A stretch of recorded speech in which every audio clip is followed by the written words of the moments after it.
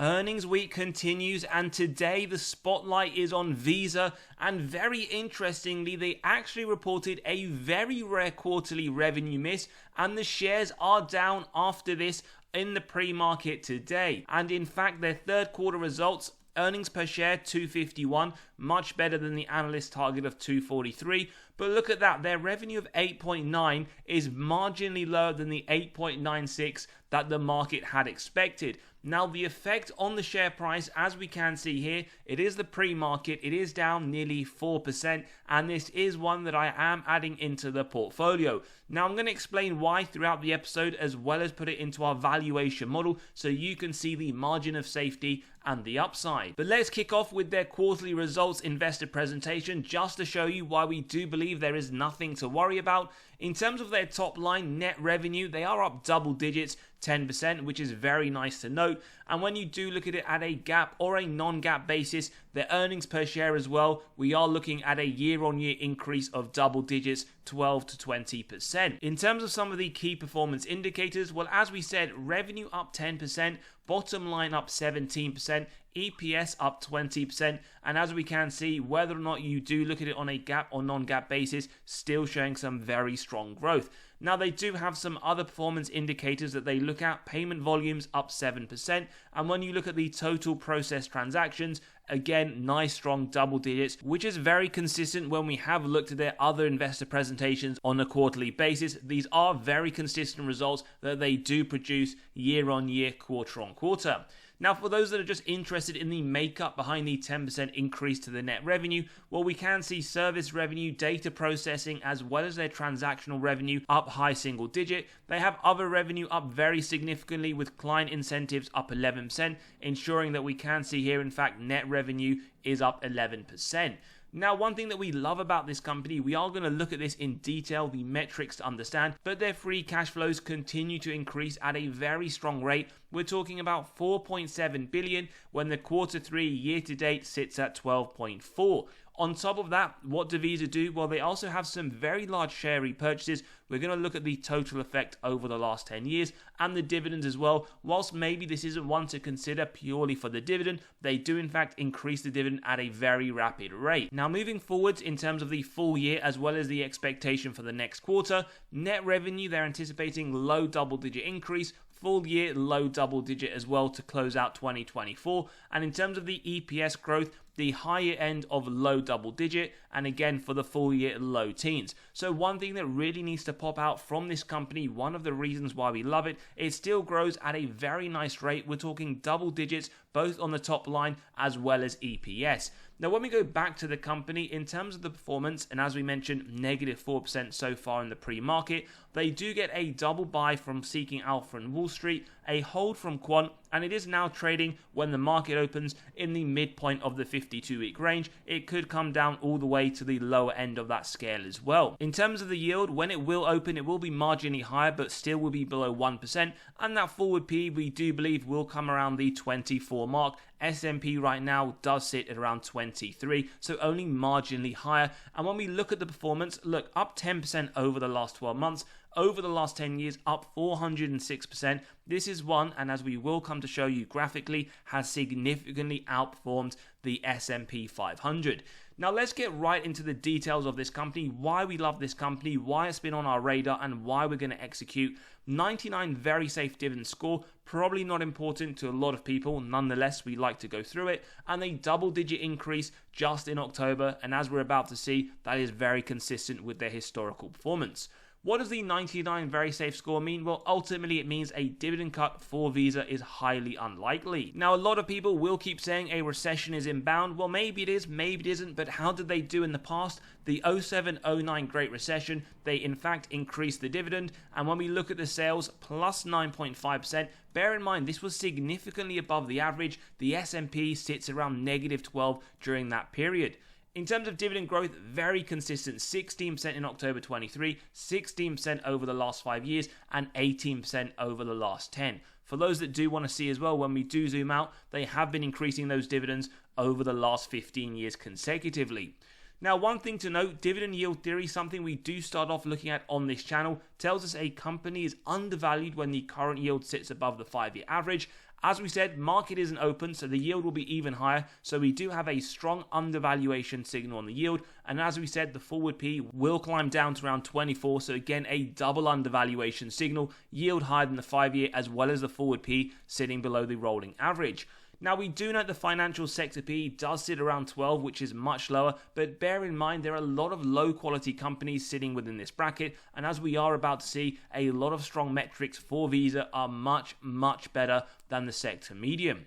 In terms of free cash flow payout, this is one of the reasons why they continually pay high increases to the dividend. The payout ratio is below 60%, in fact below 20% for the majority of the last 10 years, 19 in 23, 20% expected over the next 12 months. So I personally would be very, very shocked if we don't see a nice double-digit increase to the dividend again, continuing moving forwards. One thing to note as well, we don't typically look at the earnings data as it is susceptible to manipulation by management through accounting. Long-term viewers on this channel know free cash flow per share. We want consistency and we want an increasing trend year on year. Pretty much what you get with Visa. A few small bumps in the road, 266, so we do note it's nearly 4 times over the last 10 years, and as we can see, expected to continue the upward trend in 2024.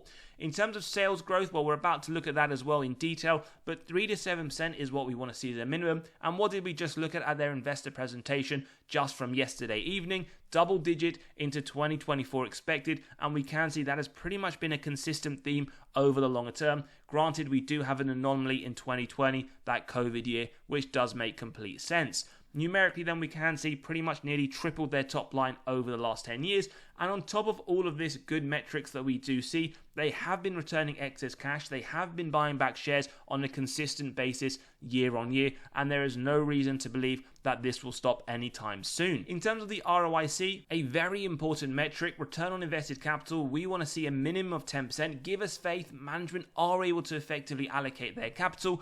34% in 23, 36% on a trailing 12-month basis, and consistently very high. This does make it incredibly attractive to investors who are considering purchasing this company. Now, we haven't even got to the best part yet. That is the margins on the operating side. Now, above 12% is what we want to see. Not only is it above that, but consistently it's sitting at a very large rate in the mid-60s, and we get to see operational efficiency 64% to 67% over the last 10 years, which is what we look for high quality companies, an increase to the revenue and an increase to the top line.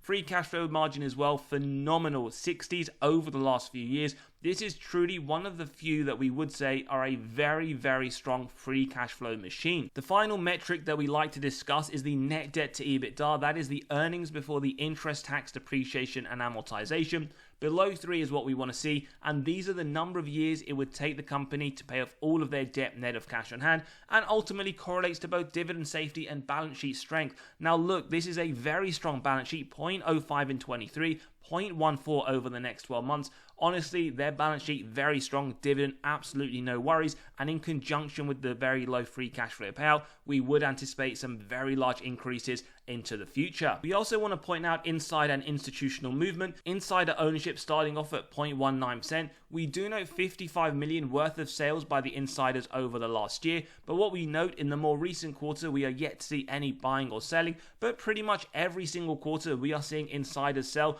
This is just a highlight that we should never take insider selling as a bearish movement, because they sell for many reasons, whether it's personal or financial. We also, just for transparency, want to show you who these insiders are.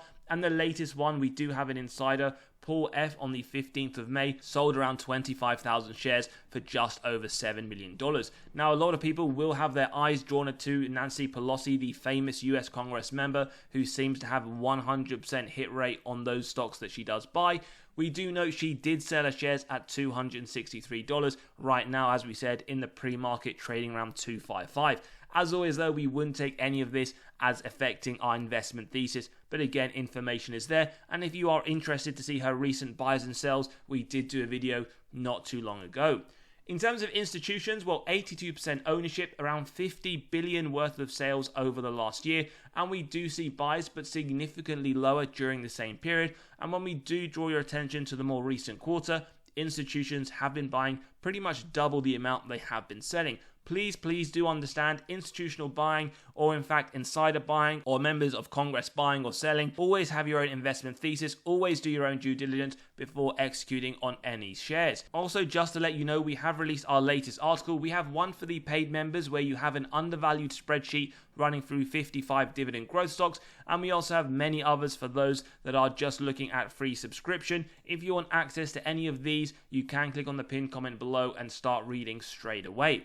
Now, whilst we have taken a look at their revenue, we also want to look at their bottom line net income. As a quick reminder, their top line revenue has in fact nearly tripled over the last 10 years, going from 12.7 to 33 billion. What we also like to draw your attention to is the movement in the bottom line net income, and that is a very similar story, although we see a slightly larger increase, 5.4 billion in 2014 to 17.3 in 2023. So the trends are pretty similar, top line increases as well as their bottom line increases over the last 10 years. And as always, when you do look at this company, you may say it trades at a little bit of a premium, in fact a much less premium than MasterCard, but understand it is a high quality company. It does have a lot of consistency, which investors do sometimes pay a little bit more for. We then draw your attention to the health of the company, a quick total cash versus total debt check. 4 billion of cash in 2014, 16.6 in their latest quarterly report, and what we do note over the longer term, it has been increasing, no surprises, as so has their revenue as well as their bottom line net income. One thing though we do like to mention, on its own, any metric you look at is really irrelevant, which is why we focus it on the total debt. That 16 billion versus their total debt numerically and directionally does show us that it has increased around 0 in 2014, sits around 21 billion right now, so similar to all the other balances, it has increased, not too dissimilar from that total cash position, and as we saw, the net debt to EBITDA is incredibly low, so we do believe the health of this company is very strong. Now, in terms of earnings, something I always like to look at, how have they performed historically, what are the expectations moving forwards? They've beaten over the last 4 quarters. We do note an inline status here, but as we just saw, in fact, they did beat for Q3. So that is a 100% track record. So that personally gives me faith when I'm looking at the expectations, 10% increase over the next quarter, that they will be able to hit that as well as the subsequent quarters. What does that mean for the next year? Well, September 25, 11.11 EPS estimate would bring that forward P down to around 23.83, but we do believe these numbers will actually come down when the market does open. So looking good in terms of future projections. Now we've got to look at some of their gradings. The first one that we are hit with is the valuation grade, where they get an F. This should come as no surprise. Main reason for a P on a non-GAAP basis of around 26 is significantly higher than the sector median, as we mentioned earlier. So what does this mean? Well, it means right now you are paying over a 100% premium to be adding to Visa as opposed to the sector as a whole, and that is pretty much the constant theme that we do see over any valuation method. But again, there has to be reasons as to why this is essentially traded at a premium, or maybe it is just a very crappy stock. First thing we note, it does get a B grade on the growth. Revenue year on year, well, 10%. Look at that sector median, mid-single digit. So we already know there is better growth with Visa. Moving forwards, very similar, 10% versus 5%. And one thing I always like to look at is the earnings per share. They're anticipated to grow around 13% over the next 3 to 5 years, whereas the sector as a whole is marginally low at 9.69. Now, whether or not you believe these measurements are enough to warrant that very large premium, again, something to consider. But ultimately, when we do look at the final grading of profitability at an A+, these are some phenomenal metrics that you really need to see. 98% gross profit margin, sector as a whole at 60 is absolutely insane in terms of the variance. Bottom line margin, 54%. Sector median, 23%. Again, absolutely phenomenal. And when we finally get to the cash from operations, 21 billion versus 158 million of the sector. So in my opinion, very, very easy answer to the question. Yes, they do deserve to be trading at a far significant premium. But the real question is today's value giving us a sufficient margin of safety? In terms of a quick summary to this part of the analysis, a double buy with the hold from Quant, F on valuation, B on growth with an A+ on profitability. We then move on to a few things before we get to the valuation. Firstly, let's have a look against others in the sector, notably MasterCard, Pfizer, PayPal, Block, as well as FIS.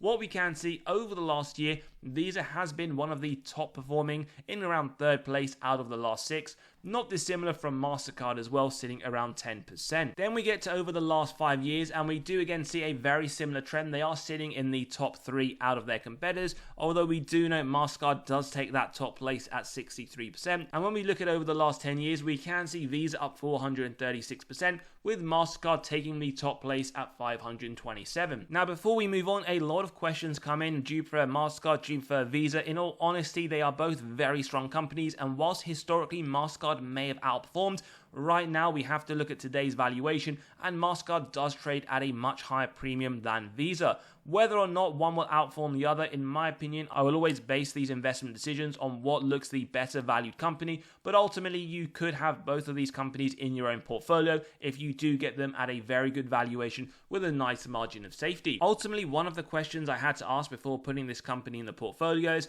will it outperform the S&P 500 over the next 10 years? Now, the answer to that is no one knows, but in reality, we can look at past performance. We can say, in fact, over the last year, the S&P has outperformed by a fair distance, and the same holds true when we look over the last 5 years. But when we do zoom out over the last 10 years, Visa has significantly outperformed 442%, and that does give me confidence, as well as looking at all of the historical data, the metrics, that they will be able to significantly outperform the S&P over the longer term. It doesn't mean I wouldn't also invest in the S&P, that also has a part in the portfolio, but these are some of the questions you do need to consider when investing. Now, our intrinsic value in today's episode comes to $323, and a quick reminder, if you do enjoy today's episode, value is being provided. Smash that like button, hit that subscribe and bell button so you are continually notified of these videos as they drop.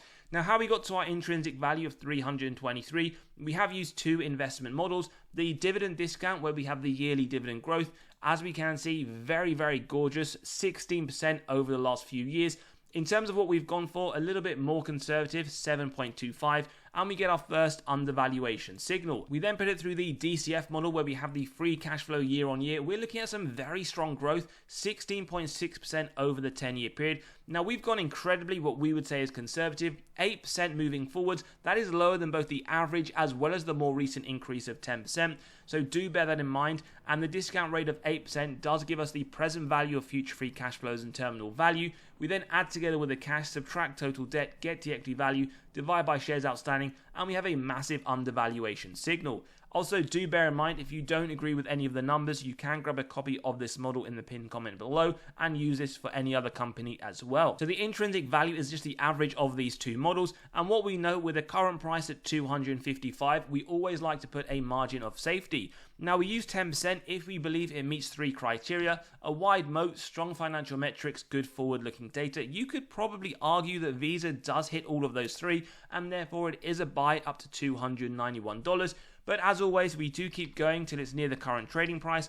And in today's episode, you are getting marginally higher than a 20% margin of safety. For those that do want to see 25%, well, that would be around the low 240s. So in my opinion, a 20% margin of safety. We also note that Wall Street do consider this have some very nice upside at 24% with a price target of $317. Does mean that this is definitely one you should have some serious consideration for in the portfolio if you do have room to add a very high quality company, which I do believe is trading at a fairly attractive price. Now, some people will disagree, some people will in fact agree, but I'm interested to hear your thoughts below. Let me know whether or not this is one you're also considering adding. Maybe it's on the watch list, or maybe there is a reason why this doesn't have room in your portfolio. As always, if you enjoyed today's episode, smash that like button, hit that subscribe and bell button, and I'll see each and every one of you on the next one.